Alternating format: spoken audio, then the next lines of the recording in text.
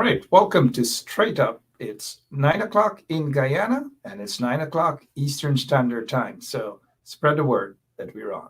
We'll be right back.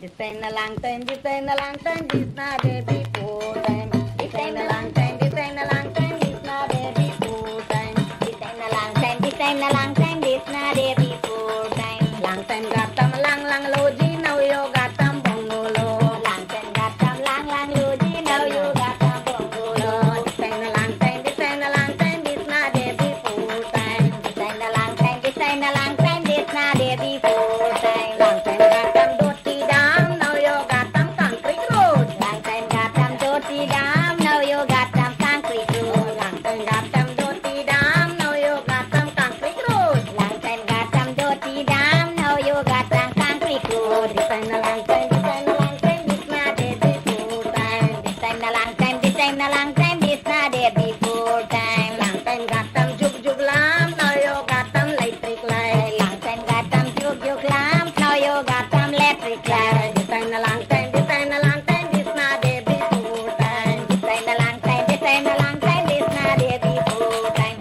Long time got them broad bottom, now you got them tight straight. Long time got them broad bottom, now you got them tight straight. Long time got them broad bottom, now you got them tight straight. Long time got them broad bottom, now you got them tight straight. This ain't a long time, this ain't a long time, this not a before time. This ain't a long time, this ain't a long time, this not a before time. Long time got them broad churia, now you got them bamboo jai. Long time got them broad churia, now you got them bamboo jai. Long time got them broad churia, now you got them bamboo jai. Long time got them broad churia, now you got them bamboo jai. This ain't a long time, this ain't a long time, this not a before time. This ain't a long time, this ain't a long time, this not a before time. Long time full bucket water, now you got them overhead. Long time full bucket water, now you got them overhead. Long time full bucket water, now you got them overhead. Long time full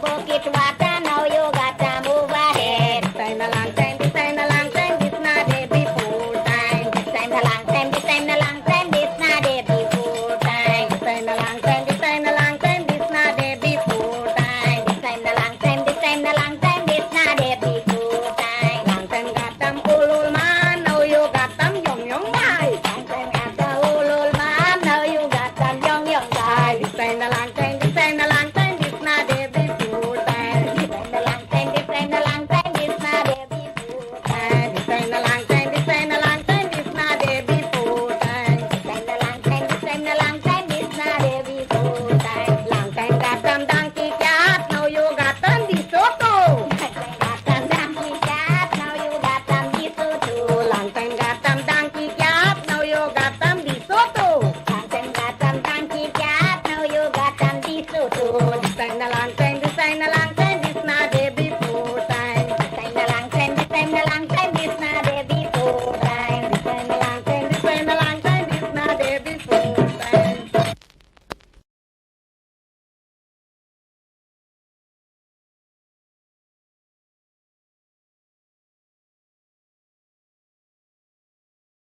Hello, this is attorney Shellen Washington, owner and founder of the Washington Law Firm located at 455 Utica Avenue in Brooklyn, New York. We're specialized in medical malpractice, personal injuries, matrimonial law, and landlord and tenant. If you're in need of legal representation, please give us a call today. The number to call is 718-877-3100. Consultation is free at no cost to you, so call us today to see if we can be of any assistance to your legal needs. Again, the phone number to call us is 718-877-3100.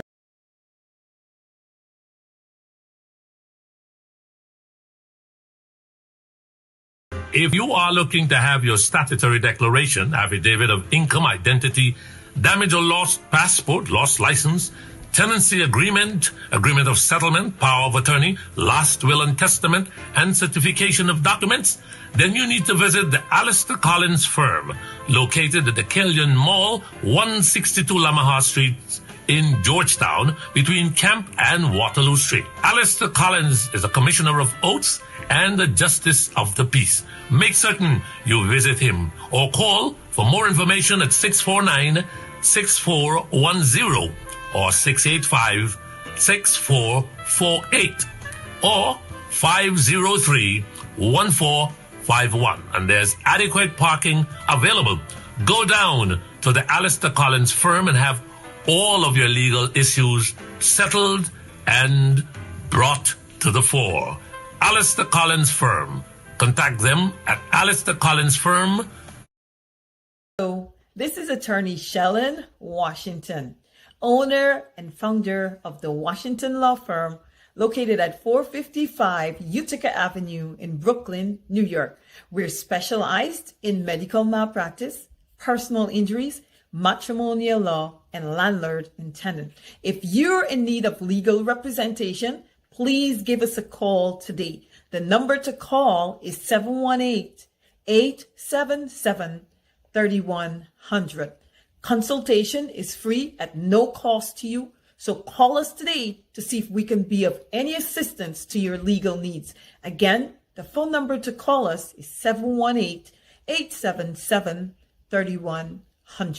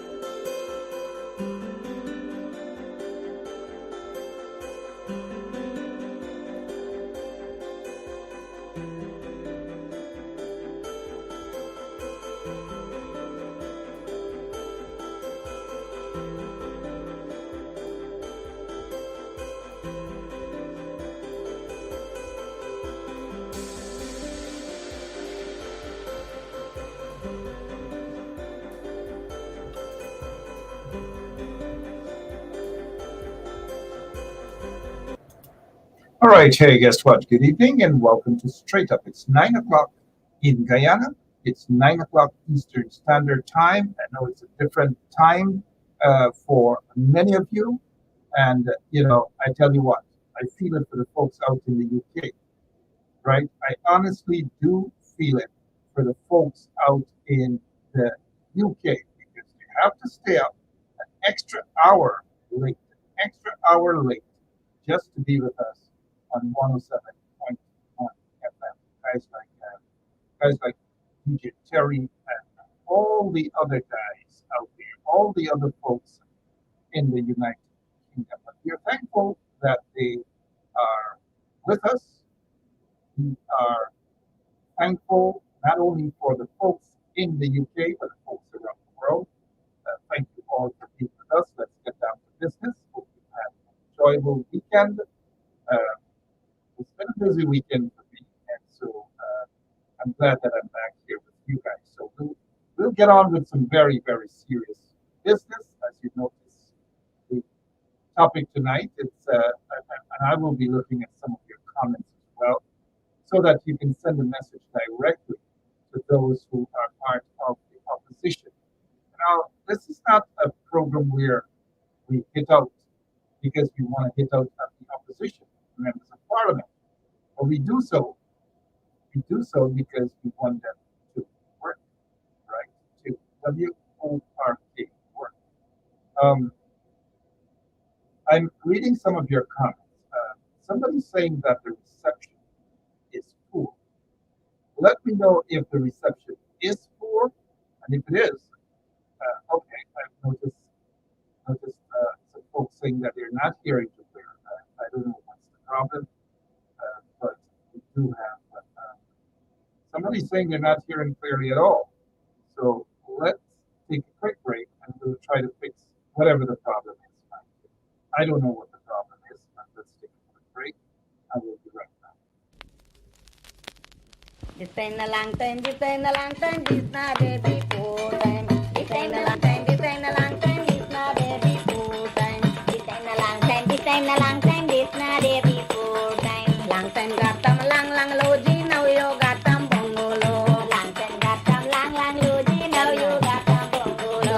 This ain't a long time, this ain't a long time, this not a before time. This ain't a long time, this ain't a long time, this not a before time. Long time got them dirty down, now you got them concrete road. Long time got them dirty down, now you got them concrete road. Long time got them dirty down, now you got them concrete road. Long time got them dirty down, now you got them concrete road. This ain't a long time, this ain't a long time, this not a before time. This ain't a long time, this ain't a long time, this not a before time. Long time got them jug lamp, now you got them electric light. Long time got them jug lamp, now you got them electric light. This ain't a long time, this ain't a long time, this not a before time. This ain't a long time, this ain't a long time, this not a before time. Long time got them broad bottom, now you got them tight straight. Long time got them broad bottom, now you got them tight straight. Long time got them broad bottom, now you got them tight straight. Long time got them broad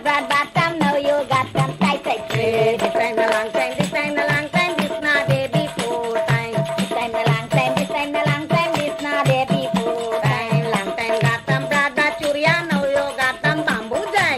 Long time got them broad churia, now you got them bamboo jai. Long time got them broad churia, now you got them bamboo jai. Long time got them broad churia, now you got them bamboo jai. This ain't a long time, this ain't a long time, this not a before time. This ain't a long time, this ain't a long time, this not a before time. Long time full and bucket water, now you got them overhead. Long time full and bucket water, now you got them overhead. Long time full and bucket water, now you got them overhead. Long time full and bucket water, now you got them overhead. This ain't a long time, this ain't a long time, this not a before time. This ain't a long time, this ain't a long time, this not a before time. This ain't a long time, this ain't a long time, this not a before time. This ain't a long time, this ain't a long time, this not a before time. Long time got them old man, now you got them young guys. Long time got the old man, now you got them young guys. This ain't a long time, this ain't a long time, this not a before time. This ain't a long time, this ain't a long time, this not a before time. This ain't a long time, this ain't a long time, this not a before time. This ain't a long time, this ain't a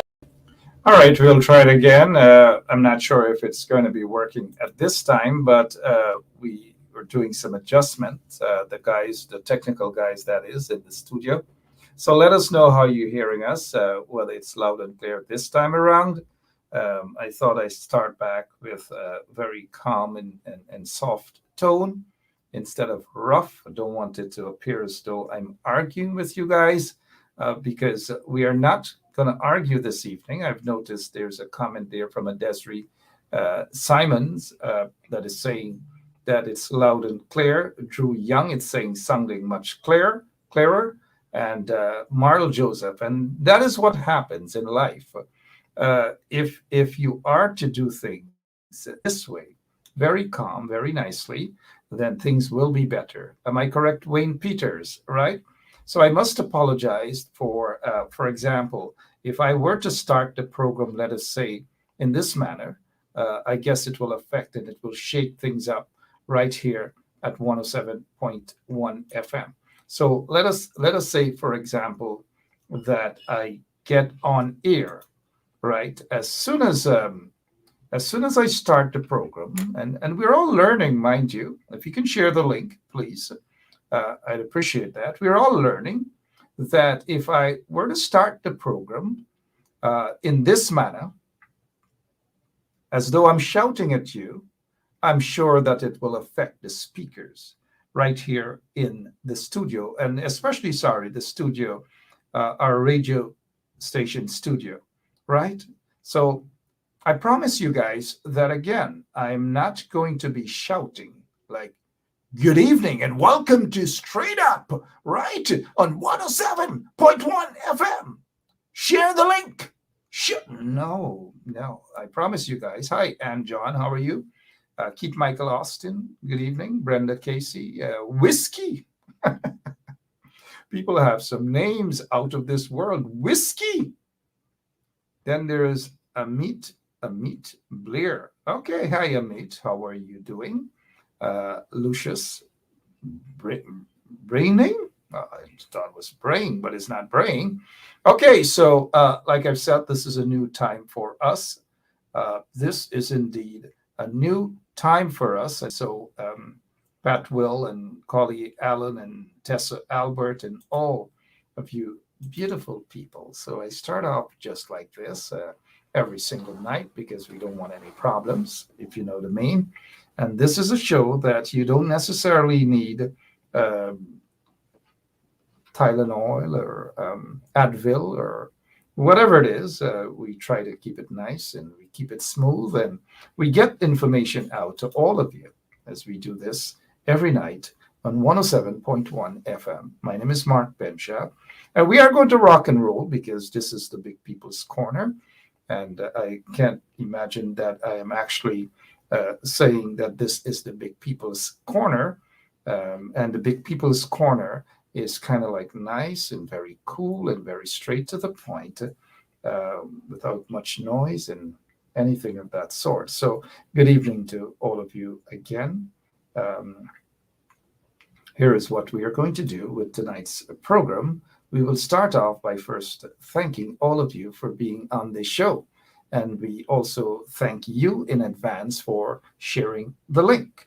All right. So I want to say I was made to understand that they have lots of folks in Blackbush Polder, lots of rice farmers who are watching, and they do listen to Straight Up every night because they want to hear what is happening, not only in Blackbush Polder, not only in the quarantine, but all across Guyana, and also what's happening, at least to some extent, what's happening outside of Guyana. But their focus is what's happening in Guyana. And a lot of them do have binoculars, and they do look around in their houses, or even if they're in their vehicles driving on this type of road out in Blackbush Polder. You know, Blackbush Polder is heavily rice farming and lots of farmers from that area. And I remember as a young boy, which was a very, very long time ago, that folks in the Blackbush area have lots of relatives from Blackbush Polder, Mybe Curie, Lesby Hole, and Johanna, and so forth. Mind you, this is just not a history class that I give you some names of places on the quarantine, but to talk the truth, right?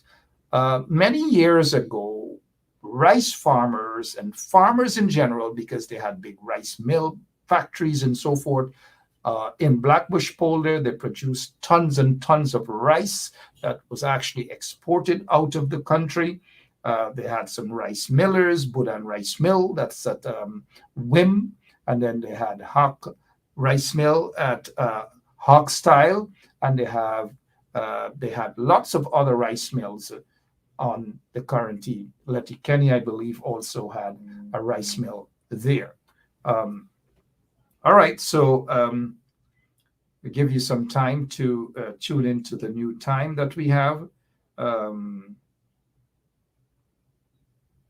So lots of things, but this situation with the rice farmers, you know, the PPP will blame everybody except themselves for things. And I heard from some folks out there on the quarantine that the PPP is actually blaming the opposition for staging the protest with the rice farmers. Typical thing of the PPP, always trying with their propaganda around the place. And that's what they do. That's what people who are in government, even under questionable circumstances, that's what they do, the blame game They can't function, politically speaking, that is.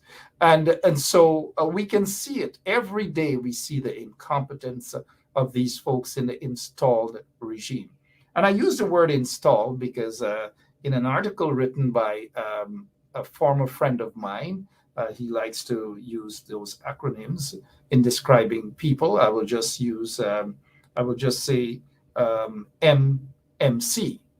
MMC, and all these, figure out what MMC really means. But Freddie Kissoon actually wrote that it is probably getting tiring to describe this government that has rigged its way into power as installed. But I just want to remind Freddie and maybe others that it's the Americans who also, the American Biden administration, that described the PPP as being installed as well. So not just us fringe elements and all these manner of things, but I remind Freddie Kissoon that he was once in bed with us and he was holding our hands and he loved us. And I guess he is a former fringe element or lunatic bunch or whatever. He's a former individual of that crew. But, Freddie belongs definitely to the MMC. You know what the MMC means. And I'll just leave it at that for now, right? But Freddie Kissoon is fixated on this rigged elections. And he's just not giving any evidence, none whatsoever, for obvious reasons. But this show is not about MMC folks. It's about what's happening in the country. And we'll focus on more positive things and the development. And there will be a hearing, mind you, of the CCJ tomorrow at 1 p.m. And that's going to be with the Marcus Bisram case. And that murder accused, Marcus Bisram, murder accused, the CCJ, the Caribbean Court of Justice, will hand down its decision tomorrow, 1:30.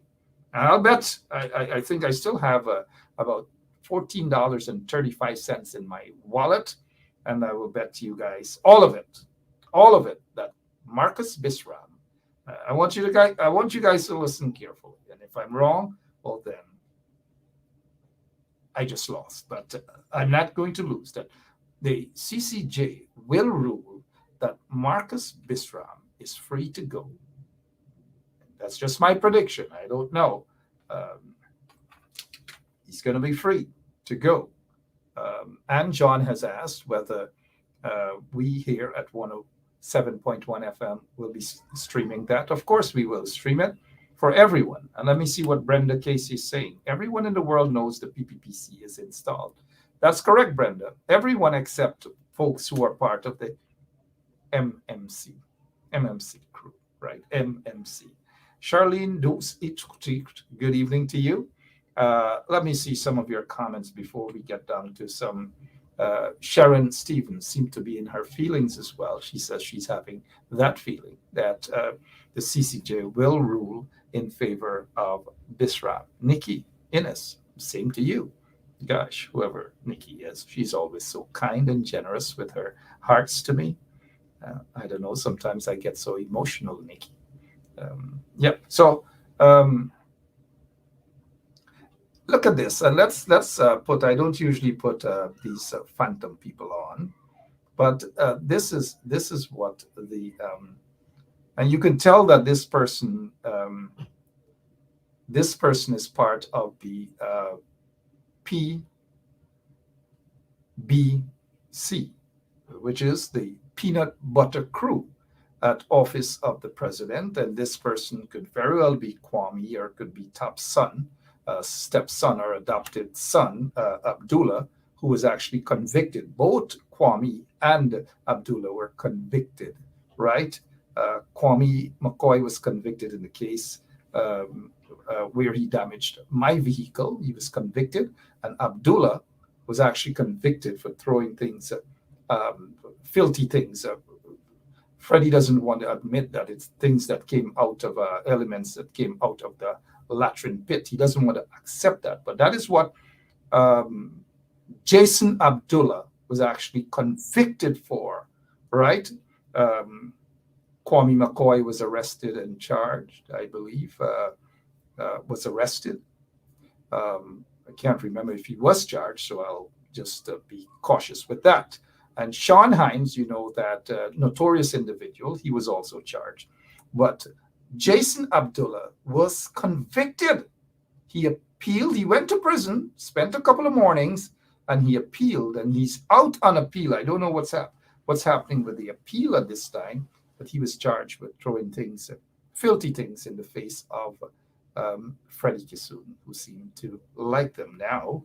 But this person, I would put my last $13.35 that this person, Ann Phillips, it's not a real person, and that it's somebody from Office of the President that is blogging for money, being paid every month, taxpayers' money to blog. And this is what this individual is saying. You got to be blind, bench cup.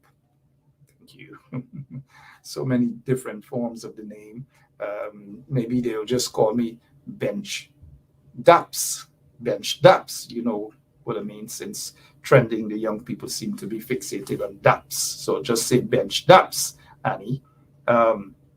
He's saying that Bench Cup can't see the rigging of the 2020 election by the APNU, AFC, PNC. That is what they want.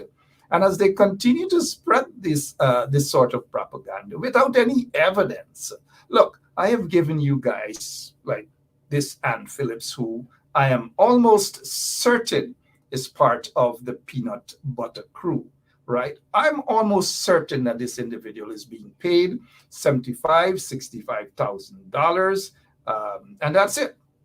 So, and look at the other comment. You could tell the peanut butter crew folks are getting all upset now, right?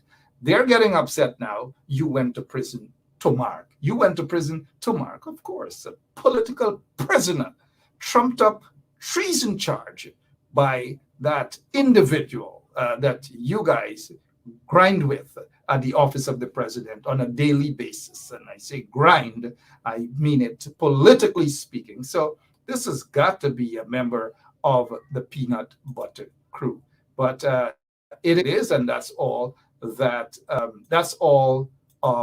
the notice that that individual will get on this show. And we say goodbye to, I was going to throw a kiss, but I'm not necessarily into that with the peanut butter crew. So I'm cautioning all other members of the peanut butter crew. Do not come in with silly comments at all, because this is how you look and this is what you will get.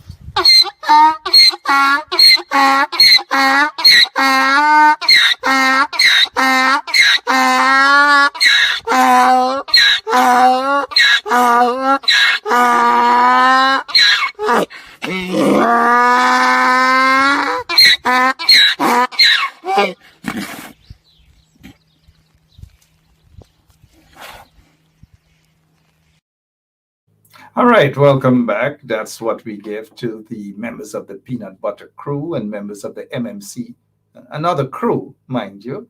And that's how they waste taxpayers' monies in Guyana. Whiskey session, you know, that's what we do. We don't want them to distract us. We throw them in the trench. We're not bothered about whether they like it or not. All right. So, hey, guess what? So I was talking about Jason Abdullah and the fact that he was convicted. He was convicted, right? Convicted. All right. Kwame McCoy was convicted. All right. And so it is a fact. It's not alleged. And those are the people that are sitting there. And they weren't those charges were not political charges, mind you. They were charges of criminal in nature, not stemmed from any sort of political victimization or nothing of the sort, unlike charges like treason and so forth that was instituted against me. Treason, politically motivated, trumped up. That's a fact. And for that, I was never convicted. Okay? And even for what's the other big charge? Several big charges they just instituted on me. There's another big charge. Let me see if some of you remember. There was treason, and the other biggest charge in the country outside of murder is, please do remind me of that. All right, so I've noticed that Justice Cecil Kennard has passed away. I've known him over the years, good times and bad times as well. And many of you remember Justice Cecil Kennard in the 1997 case. He was Chancellor of the Judiciary when Janet Jagan decided to throw the writ over her shoulders, right? She threw that writ over her shoulders, and that was the end of it. She sat in office for about a year before she transferred power to you know who, Bharat Jagdeo. All right, so I was looking for a photograph to show a gentleman who served, Marshall, who served the summon, and he was victimized for the rest of his life. He died. I've interviewed him several times. I spoke with him several times at my office, and it's so unfortunate, the sort of treatment that folks who don't agree with the PPP, or those folks who would have done their job in a professional manner, were treated ever so often badly by the PPP during their 23 years in office. Claudette Singh being one of them. Claudette Singh was badly treated, insulted, and threatened by Jagdeo's folks and his goons when Jagdeo was in office. All right, moving away from that, what else happened? I saw this photograph of this individual, and on the individual, mind you, on the right, handing over some book of Save the Soil. I don't know what sort of soil that this gentleman is talking as he hands the book over to the guy in the orange suit, the hot pumpkin suit. All this guy in the hot pumpkin suit needs to do is to probably add some shrimps on it and make it into a nice pumpkin curry, because that suit, I took him for one of those prisoners. Maybe I'm seeing into the future. You never know. But I just thought I take a look at that. I don't know, whoever takes care of this guy's wardrobe, something is definitely wrong with them. But it suits him, though. It suits him. On a more serious note, let's head to Brigham Police Station. This is one of those online newspaper. You see this inspector attacked to the Guyana Society for the Prevention of Cruelty to Animals, right? Truly they are. They meant attached to the. All right. So Trudy, according to what we're hearing, she walked into the Brigham Police Station. She walked into the Brigham Police Station, and she did, according to what the police is saying to us, that she shot and killed herself. We've been hearing about this story all day. It's very, very sad. We don't want to get into a situation where we just don't want to get into a situation, because in Guyana they seem to be doing that a lot, right? Blaming the victim and pointing out all manner of things about the. Let me just pause for a moment to say thank you, Marcus Jeff. The marshal name was Mr. Dainty. There were two marshals, Marcus, but thank you so much, though. I appreciate it. So you're hearing that she had psychiatric problems, and she had this problems, and all manner of things. All manner of things you're hearing, as though people. One of the things, though, we will say about Guyanese is that they are experts on everything. They're experts on cricket. They're experts on elections. They're experts on voodooism. They're experts on religion. They're experts on politics. They're experts on rigged elections. They're experts on all manner of things. And so here we are. We have a lot of psychiatrists. Today, they were basically offering Facebook psychiatrists. They were offering their opinions, and you hear that she was basically a psychiatric patient. She was this, she was that.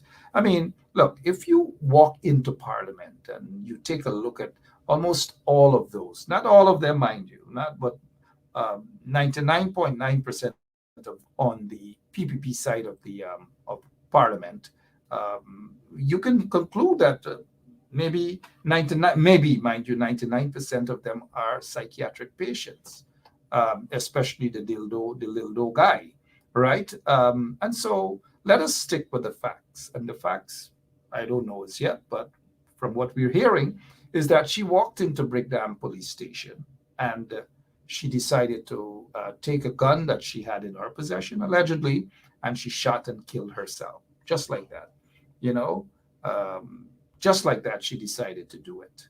I don't know. I don't know whether this young lady walked into the police station, and you know, sometimes, and I don't want to paint all police officers in this with this brush, but sometimes when you go to make a report, sometimes the police, they can be so insensitive, right? And I don't know whether this is the case or not, that they probably told our lady, just go along away from here, you know, or lady, or, you know, they have some of them, mind you, again, not all, they have some very pleasant police officers, but could it be a case where she didn't receive a proper sort of response from the police at the inquiry section of Brickdam? I don't know, so I don't want, I'm just asking a simple question, that what could have tripped her off? I don't know what tripped her off, but she certainly tripped off and she allegedly pulled the trigger and killed herself. And so without getting into whether she has had some sort of issues, some people, oh, she's a mad lady, or she had psychiatric problems, I don't know. I don't want to judge her like that at all. And then I saw that people are saying, how can people just walk into a police station just like that with a gun? I don't know. That's a good question, mind you. And again, I'm not saying that the police at Brickdam, the inquiry section, did anything wrong, but we can only know whether anything was done wrong if there is an investigation into the matter. That's all I'm saying. But we do need a thorough investigation, and not just to say that she had psychiatric problems. I don't know. I'm not a psychiatrist, but it is sad though that our young people, even if they have domestic problems and all these manner of things, as we're hearing, I don't know what's the situation, but it's sad. It's very, very sad what happened. But that's not the first. That is not the first that we're hearing about a shooting at Brickdam police station. Many years ago, sometime back in 2002 or 2003, I don't know if some of you remember a case where ex-police, ex-TSU member, policeman, walked into Brickdam police station and riddled some officers, killing two.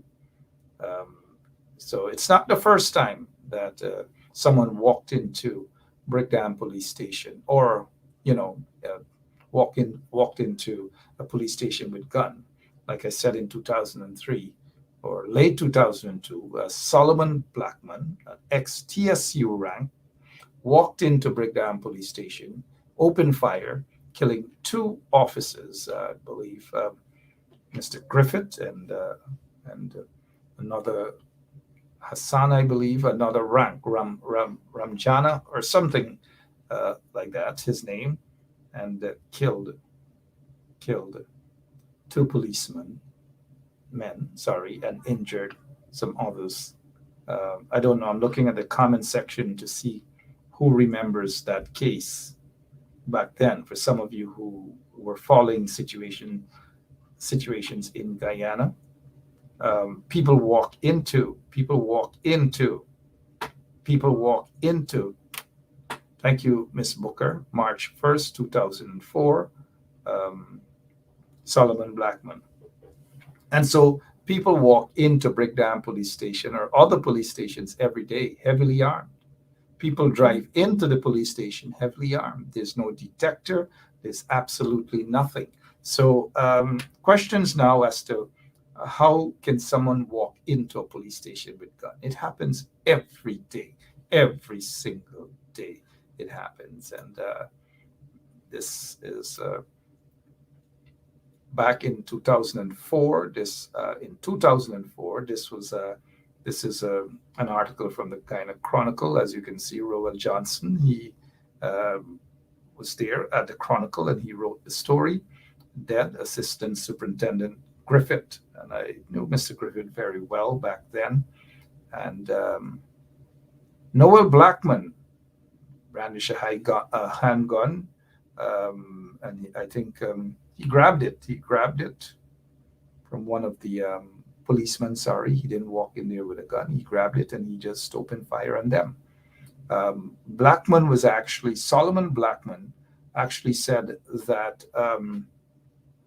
Ida Burnham died and left left Guyana for him, and he wasn't getting it. He was aggrieved. He was pissed off, and so he wanted to take matters into his own hands. He felt that. Thank you, Winnet Hubbard, Corporal Lachana. Yep, Corporal Lachana, and sorry about that. And so this is exactly what has happened, right? Assistant Superintendent and Lachana, Corporal Lachana, died right there. Blackman opened fire, right? Blackman was actually a psychiatric patient. He was seen by the doctor who's the popular psychiatrist there in Guyana. He was Dr. Harry, right? Dr. Harry, right? And then look, we're talking something that makes sense here, and then there's this trench crapo on the coalition side. They say, Mark, why don't you go to Mr. Norton town hall meeting in Queen? You know, this is the type of stupidity that we oftentimes encounter, and I suppose that this is a trench crapo on the coalition side, because you know the coalition, you get 1 and 2 trench crapos as well, right? And we're talking about serious things, and this is what this trench crapo on the coalition side has to say. And no photograph, nothing, absolutely nothing. No photograph, nothing. But that's what trench crapos do, right? So speaking of Aubrey Norton, the leader of the PNCR, he will be my guest tomorrow night right here on 107.1 FM. All right. So if I can go to meeting, if I can't attend a meeting, we will have a meeting right here tomorrow evening with leader of the PNCR, Mr. Aubrey Norton. And so, sometimes these crazy folks with no photographs, none whatsoever. I'm sure he or she probably didn't go, whoever that person is. Thank you, Miss Roxanne Bess. Thank you. So yes, Mr. Norton will be my guest tomorrow night right here on 107.1 FM. So we'll have our meeting right here. We'll have our meeting right here with Mr. Aubrey Norton. But let's get back to the regular business, the regular talk for the night. It's the sort of distraction that we oftentimes don't like to tolerate. But let's get back to this here, right? This is the guy that actually killed those 2 police officers at the Brickdam police station many years ago. He spent a couple of years in prison. I think he died in prison as well. His name is Solomon Blackman, former policeman, Solomon Blackman, right? And so this is just a reminder that it's not the first shooting up at the Brigham Police Station. This is probably one that we all remember. At least I'm not sure if all of you remember, but that's Solomon Blackman. And he was a psychiatric patient of Dr. Harry. He was in prison taking his medication as well. He couldn't stand trial because he was determined by a competent psychiatrist, well, so the court ruled, Dr. Harry, that he was a patient of Dr. Harry. And so he walked into Brigham Police Station back in 2004 and took away a policeman's gun and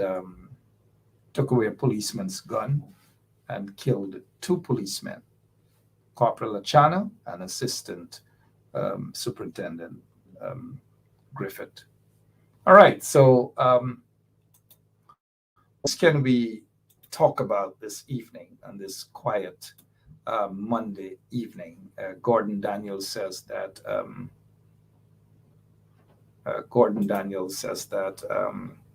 he remembers that guy prisoner at Camp Street. Yes, he was housed in the Strong Cell Division, and those of you know the Strong Cell Division is kind of solitary confinement on solitary confinement.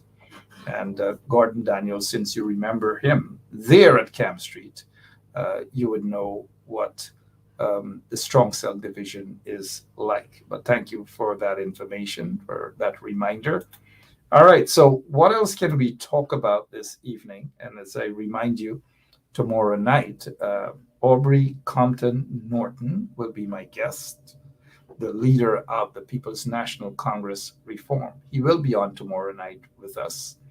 But let us get to some things that's happening out there on the quarantine, and people are upset, and rightfully so. I'll show you this footage with the rice farmers, number 43 village quarantine, and also a lot of them are from Blackbush Polder. And I'll let you know why they are upset, not just at the PPPC, but they're upset.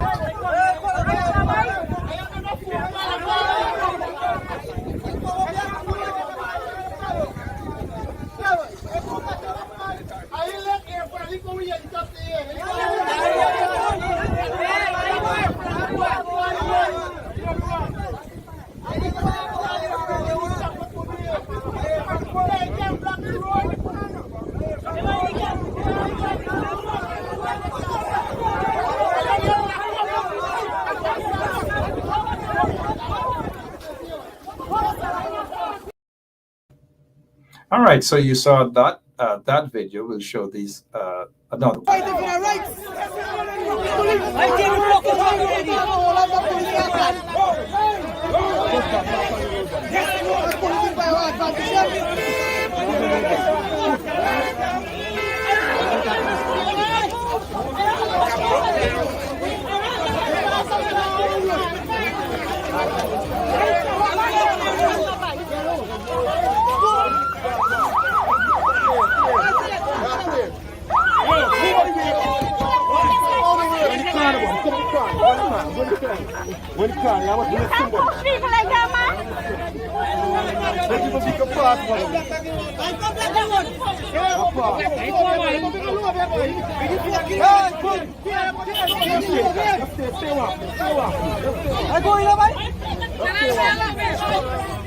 Don't push me, lady.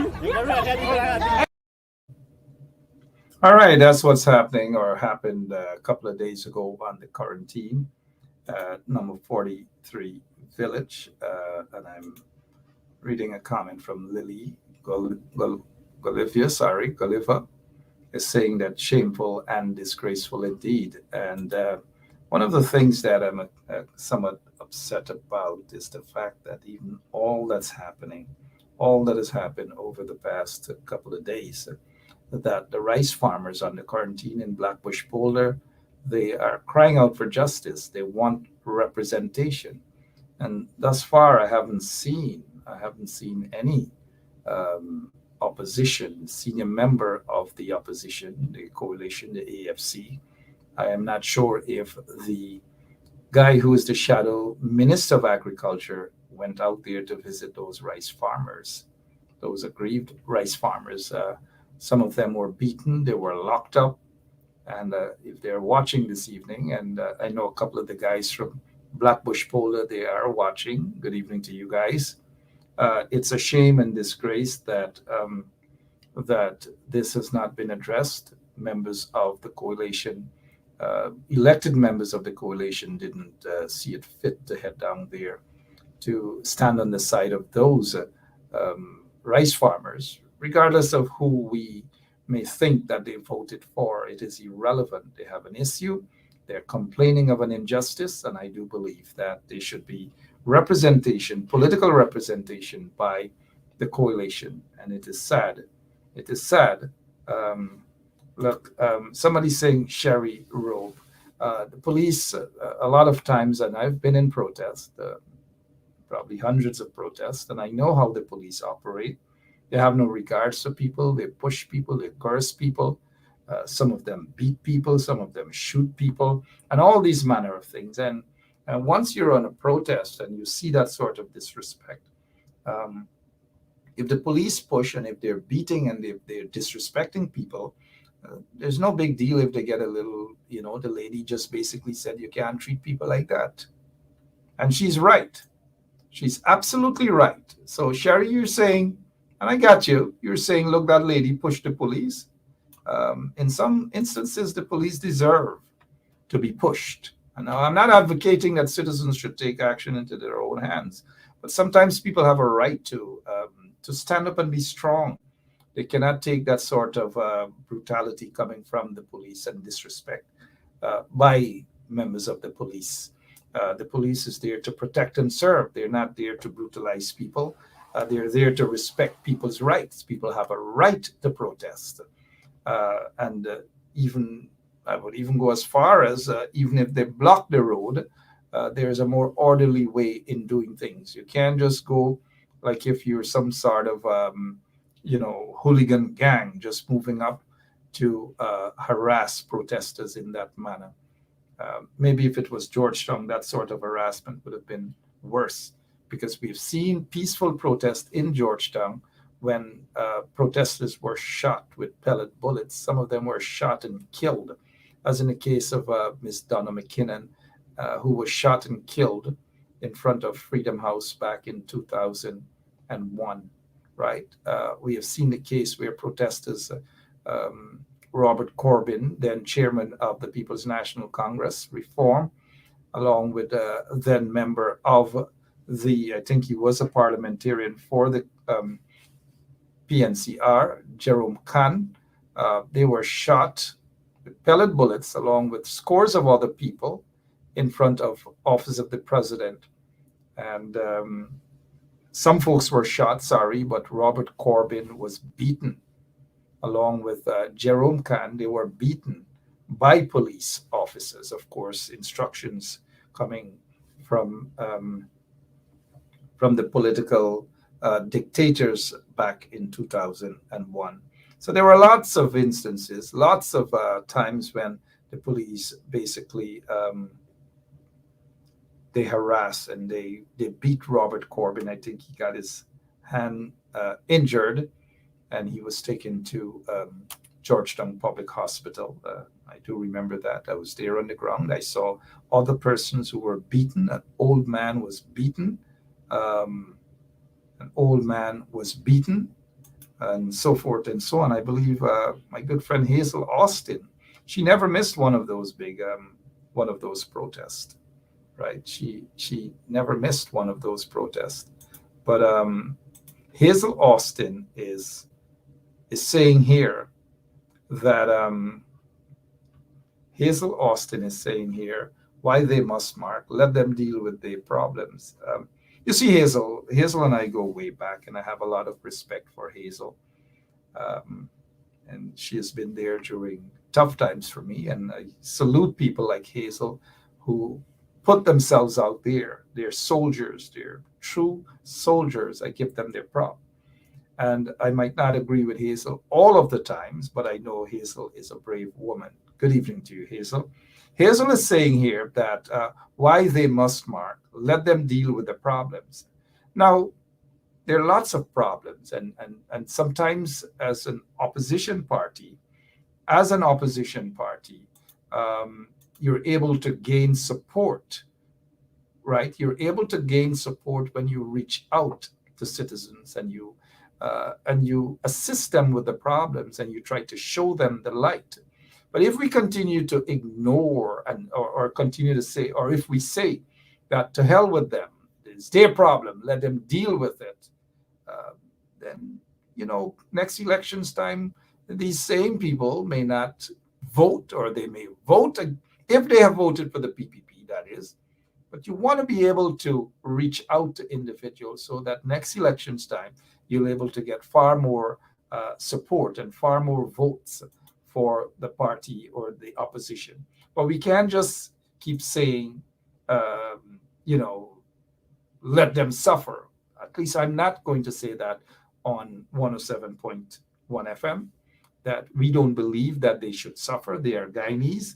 And we can't just assume that because they are rice farmers or because they are persons of Indian descent, that they automatically, people should assume that they voted for the PPP, because there are lots of Indian Guyanese who have not voted for the PPPC, and so we just can't assume. And were I in Guyana, I would have been there in Blackbush Polder with them, hand in hand, holding their hands, probably blocking the roads with them as well. Probably would have been arrested and spending the night at number 51 Village Police Station with them as well. So we cannot, Hazel, my friend. Again, good evening to you, and I salute you for your bravery, Hazel. You and others back in those tough days, those dark days. You guys are the real heroes underground, right? You did far more than what some of the leaders were hiding and running and scattering. They couldn't do what you guys did, Hazel. So I take my hats off to women like Hazel and others.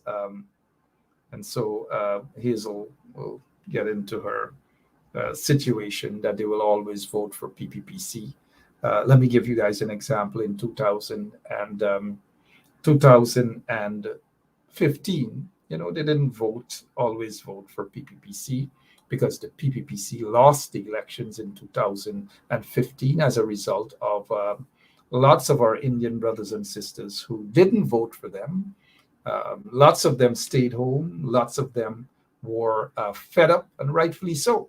In 2006, the PPPC was in trouble, so much trouble that they stole a seat from the coalition, from the AFC, in 2006, right?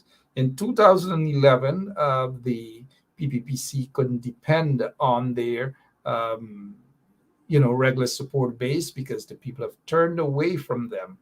And so they had a minority government in 2011, even though the PPPC attempted to rig the elections by stealing a seat.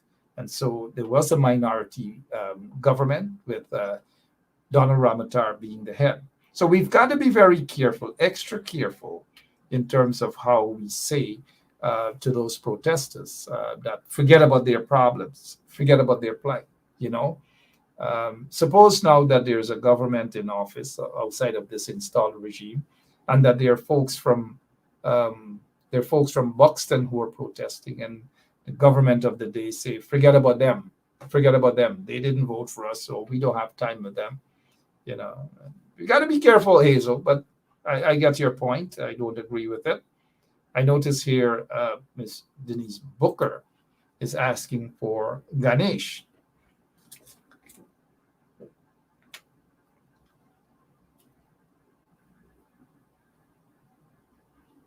All right, I guess that answers your question. She's asking about Ganesh.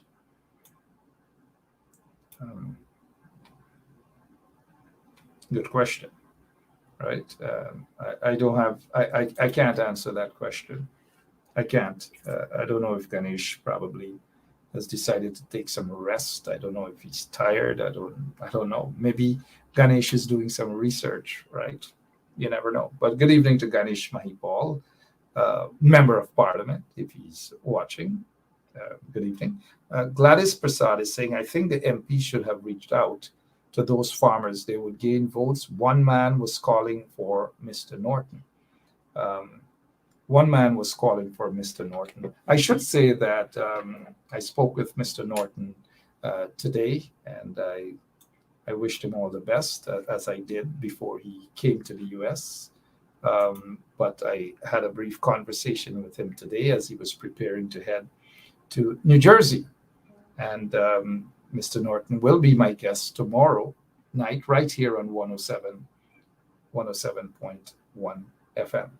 And so I did express a sort of disgust, as I mentioned to Mr. Norton, that I haven't seen anyone from the opposition out there at all. No member of parliament. At least I haven't seen anyone at all representing or going out there to represent those folks.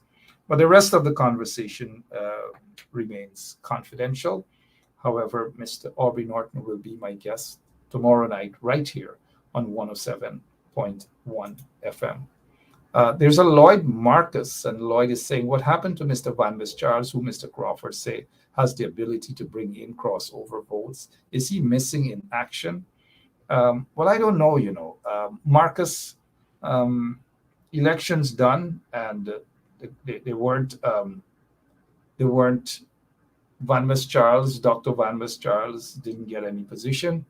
And I guess the rest is history for now, maybe until another Congress, when we'll hear back again from some of those guys who ran for office, right? But how I believe in our politicians should be is that even when they do lose an election, that they shouldn't just disappear into a dark tunnel. We should be hearing from them. They should still continue to fight for people's rights, the same energy that they had when they were running for office. At least they should have some of that energy, even though they haven't won a seat. We heard from Mr. Aubrey Norton that, or at least I think, that Van Charles, Dr. Van Charles, is one of his advisors. I don't know how accurate that is, but maybe I'll ask Aubrey when he gets on tomorrow evening. But I agree with you, Marcus, that we should hear from these folks who want to be leaders. Not just when they're not elected, then they disappear. But we should also, those who have been elected, we should see them. The members of parliament, they are there, they are working for us, the people. They're getting taxpayers' monies every single month. They should be out there on the ground. But like I said on my last program Friday night, that I didn't vote, and most of you who voted in Guyana didn't vote for the MPs to represent us on social media. I don't want MPs to represent me on social media. I want our MPs to go on the ground and represent people on the ground.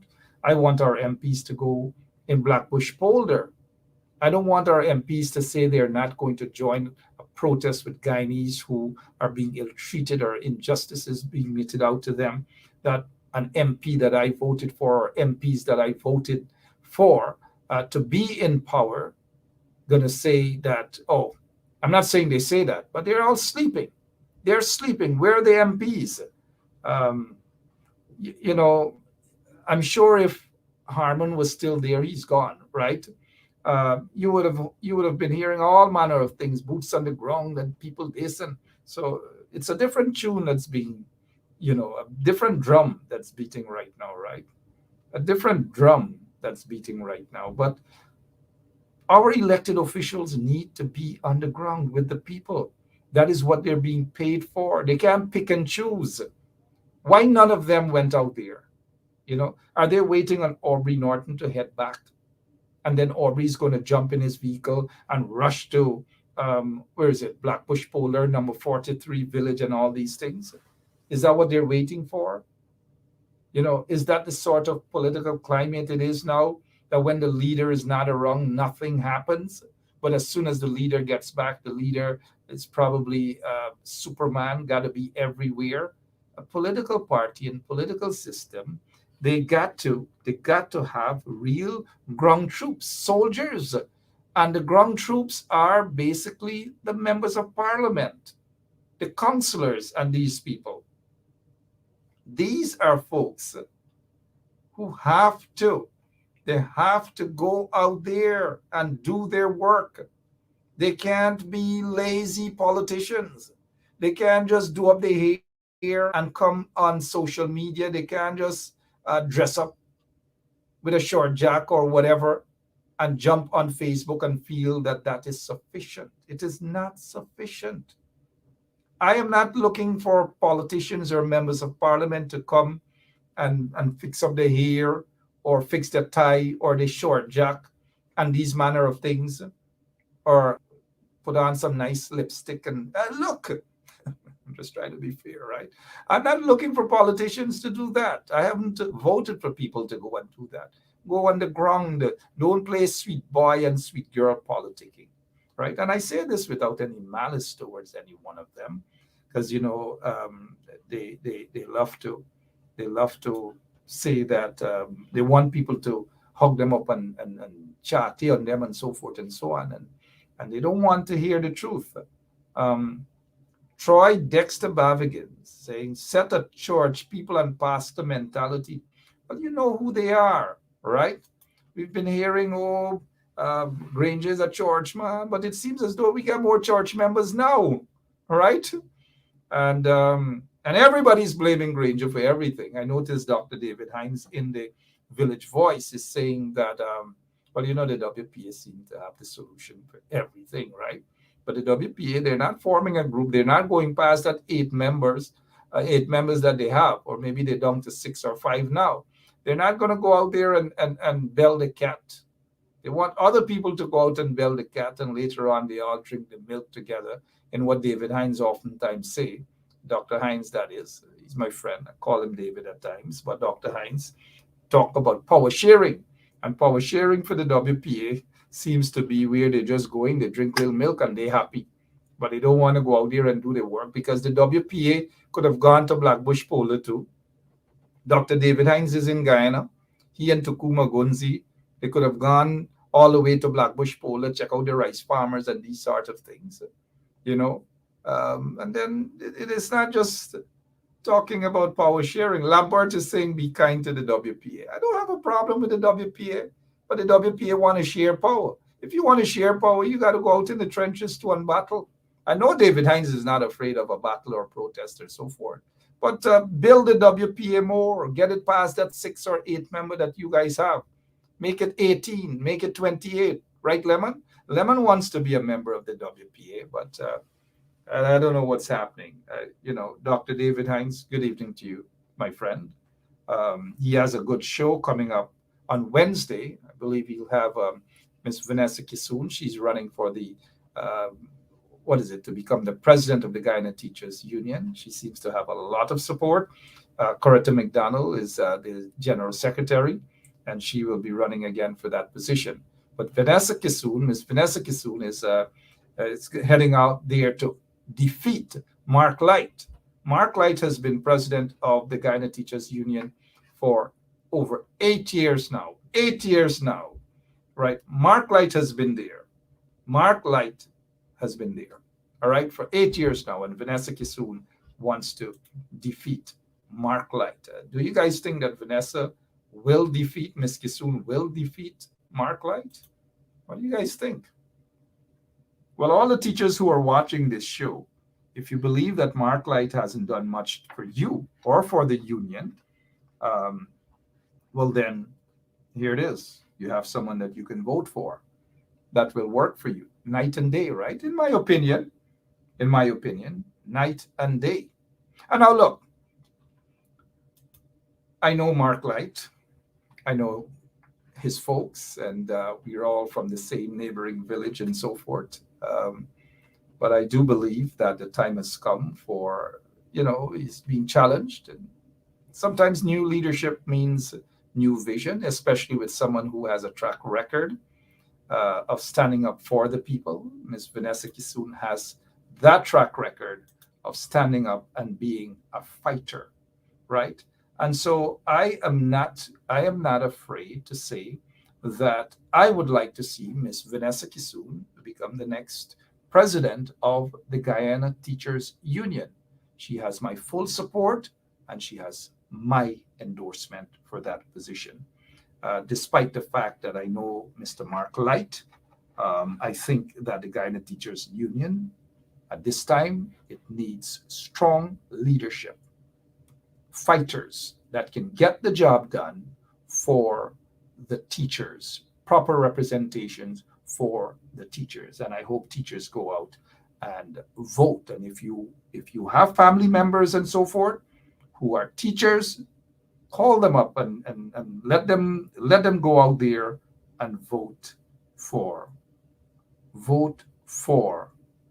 Ms. Vanessa Kisoon as the next president of the Guyana Teachers Union.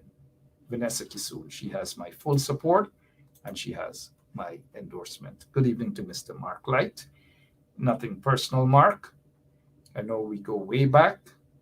I'm not sure that we pitched marbles together because I'm not sure that we did that together, but we attended the same school, Winifred Gaskin Memorial Secondary School in Manchester Village on the Quarantine. And I think that you taught at a primary school that I attended, which is Wellington Park Primary.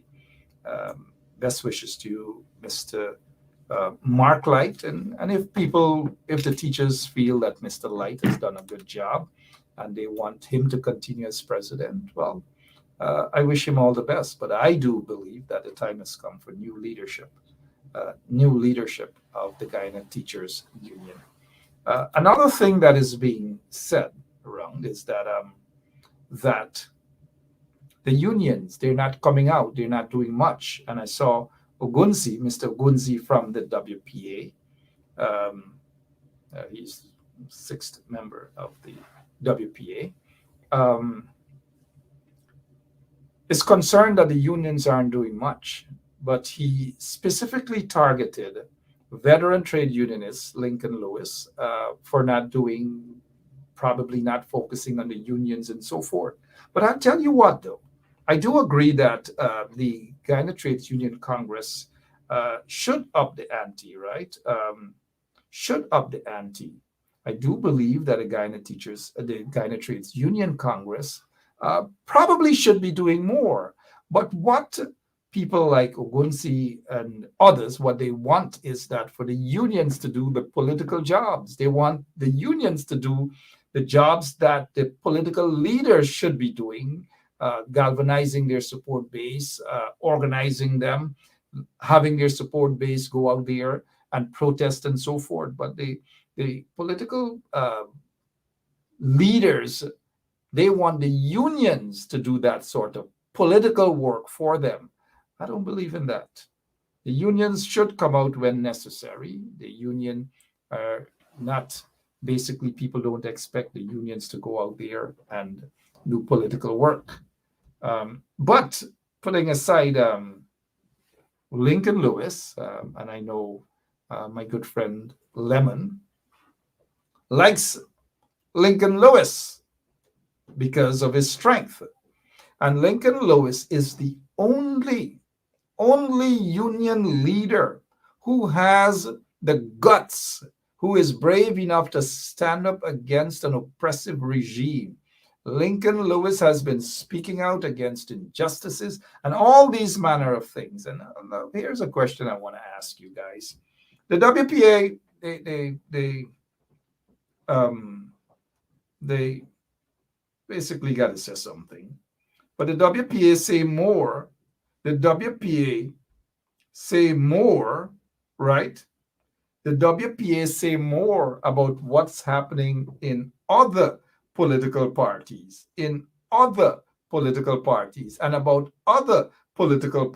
and about democracy or lack thereof in other political parties, so forth and so on, right? But one of the things that, and I recall the WPA since I was a little boy, right? Since I was a little boy, I've heard about the WPA. And the WPA I don't know when last they had a democratic elections within the party to choose new leaders in a democratic way and to change and to develop itself into a real political party. Because it looks like when Dr. Walter Rodney died, that's it. The WPA died. And so just a handful of guys are holding on to the WPA so that they could get a little bowl of milk from here, a little bowl of milk from there, as my good friend Dr. David Hines, and I'm being mischievous with David, so that they could drink a little milk from in the form of political power sharing. I think Burnham did a power sharing there with the GAR and so forth and so on. So there's always been some degree of power sharing, but the WPA always want to get in through the back door and drink little and eat little sweetness and these sort of things, right? But I prefer, though, to hear that the WPA will be doing things in a democratic manner within their own party and always taking the nose and pushing it in other people's business and all these manner of things. There's the WPA. I know Dr. Hines might call me after the show, but you see, one of the things, though, with David Hines is that he knows that there's no ill intent in my statement. He might agree with some, he might disagree with some, but that's what I respect people for. Let's agree to disagree. I think that they should focus, take their nose and push it more into the WPA affairs and try to strengthen the WPA, maybe elect a leader, a real leader of the WPA, so that the WPA can be a new party, a new something. You know. Speaking of Lincoln Lewis, in 2009, Lincoln Lewis and myself and Norris Witter, another trade union leader, we were arrested. We were arrested for standing up for people's rights. Right? We were arrested for standing up for people's rights. And, to try to downplay the contributions of people like Lincoln Lewis, I wouldn't have that at all. I just wouldn't have that. These guys got to focus on the WPA. But every day, them one is focusing on other political party. If I had a political party of my own that's maybe active, I would have gone out there and strengthened my political party, being get time with other parties, what going on with their business. I noticed Dr. Hines has said what David said, that President Granger gave Harmon a basket for fetch water. Everything they're blaming poor Granger about. Everything. The poor guy, they're blaming him for everything. Now, one of the most powerful guys in the coalition is Joe Harmon, or probably the most powerful guy, who probably, when he says something, Granger probably would listen to him. The most powerful guy, Dr. David Hines, who is a political, sorry, I'm raising my voice now, who is a political scientist, right? You see me? Is a political scientist is telling us that Mr. Granger gave Joseph Harmon, retired Colonel Joseph Harmon, a basket for fetch water. All manner of things we're hearing. If I was sitting in David Hines' class, Politics 101, I'd have walked out of the class for the day. I would have walked out on that day, right? So Dr. Hines, good evening to you. I know the Bostonians Booker and them going to inbox him quickly. Hi, Miss Booker, right? I would have walked out of the class, walk out of the class. Somebody, you see, we got a lot of snitches on this show, Sherry is saying that she already, Dr. Hines is my friend. I've known him for 20-odd years. And apart from my view about the WPA, it is nothing personal about those people. I know Dr. Hines believes in what he believes in. Tokuma Gunsi believes in what he believes in. And I respect people who stand for what they believe in. They stand up. David Hines was imprisoned back in the days. Tokuma Gunsi was also imprisoned back in the days. But this is just about the WPA now. And I do feel that the WPA should be doing more. I see Ms. Booker and all of them already start to call David Hines. I'm going to get some links tonight from David. All right. So, but moving on though, I don't know. I don't know. I don't know why they believe that, and this is where I disagree with David, that that that that Mr. Granger gave Harmon a basket to fetch water. Oh, poor Granger, buddy. Look, Mr. Granger has made mistakes like every other leader.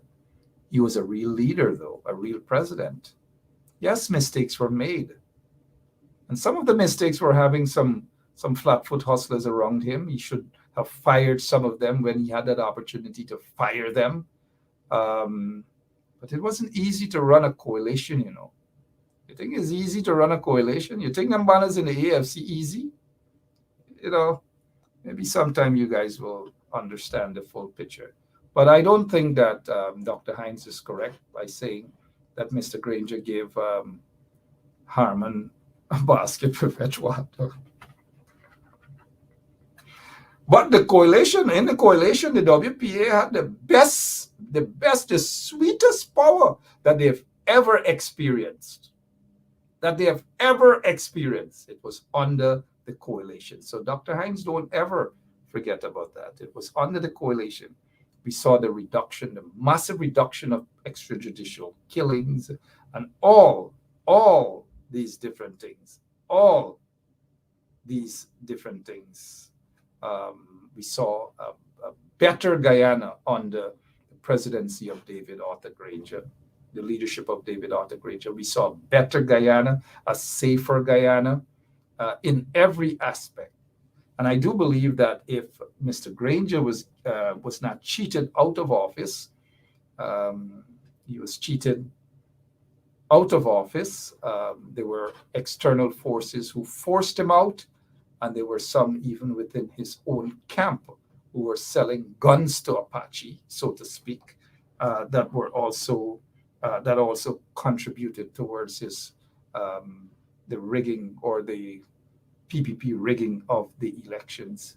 And I prefer to say much more of that at the moment, other than to say sometimes I feel it's unfair that everything they blame David Granger for. A man might not be able to get his wife pregnant. Granger might get blamed by now and tomorrow morning for that as well.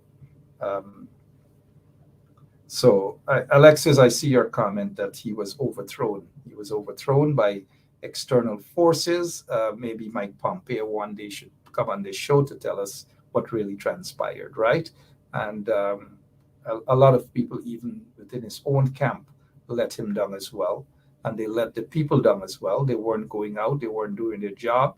A lot of them were basically high and mighty, preferred to drive around in their expensive SUVs with their air conditioning on. They were going and meet the people out on the ground and all manner of things, prior to the no confidence motion. You heard a lot of people were crying out, where are these ministers? Where are they? Come on the ground, meet the people, But as soon as the no confidence motion kicked in, that is when everybody was scrambling into different communities and all manner of things.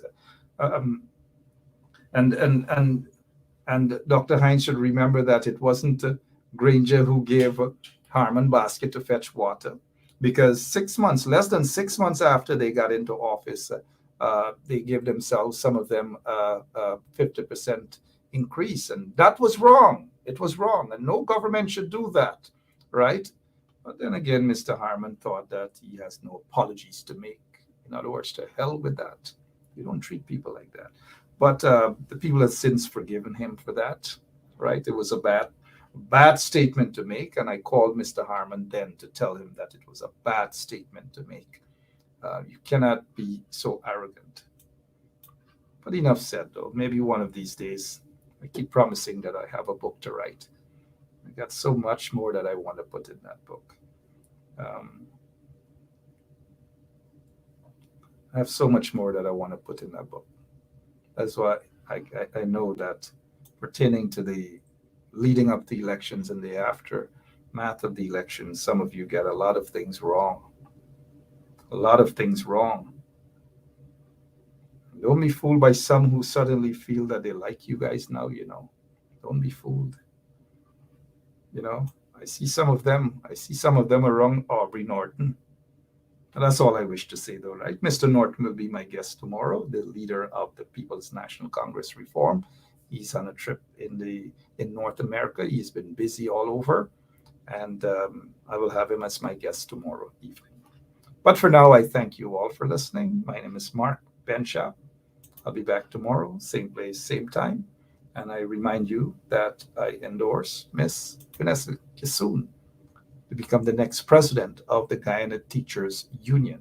So call your friends and your relatives who are teachers and have them vote for Miss Vanessa Kissoon as the next president of the Guyana Teachers Union. She will fight for those teachers and teachers' rights and teachers' benefits every single day. I will have more confidence in the leadership of Vanessa Kissoon.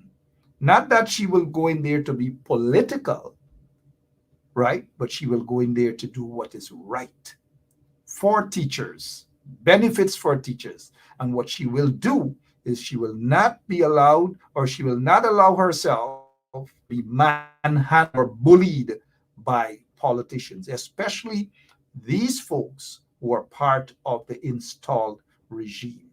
Vanessa Kissoon will stand strong in defense of teachers of Guyana.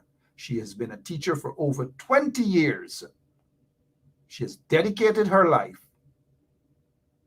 towards the teaching profession, and she will be a good president of that union, the Guyana Teachers Union. So please, ask your teachers, ask your relatives, your friends who are teachers to go out and vote for Miss Vanessa Kissoon. Spread the word, spread the word. Vote for Vanessa Kissoon. She deserves it. Not perfect, but she deserves it. She was a parliamentarian. She's a member of a political party, but that doesn't say anything. She will represent teachers, because I feel if you slice a little bit of Miss Vanessa Kissoon, you'll see teachers' blood running out of her vein. That's how passionate she is about that profession. And that is what we need. It is not to say that Mr. Mark Light may not be passionate, but 8 years at the helm of that union, it is time that we have a true fighter. And that true fighter is Vanessa Kissoon. All right, my name is Mark Benshap. I'll be back tomorrow, same place, same time. And on a personal note, though, before I go, on a personal note, I want to say to all of you who extended birthday greetings to my little angel, Emma Sophia Benshap, who celebrated her 4th birthday yesterday. I just want to say thank you all so much for the birthday greetings. 4 years old, Emma Sophia Benshap. I'll be back tomorrow. My guest, Aubrey Norton, the leader of the PNCR, will be back tomorrow. Same place, same time. God bless you. So long.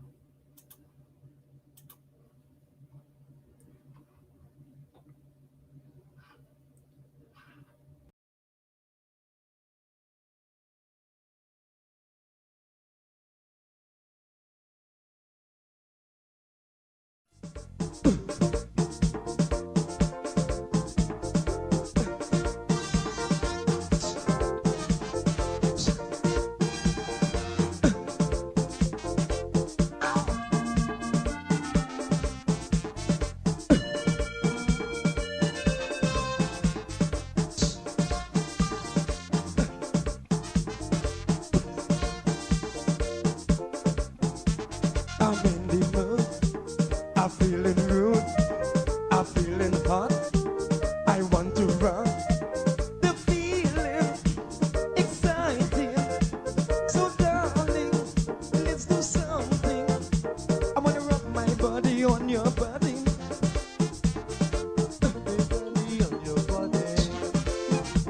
Let me rub my body on your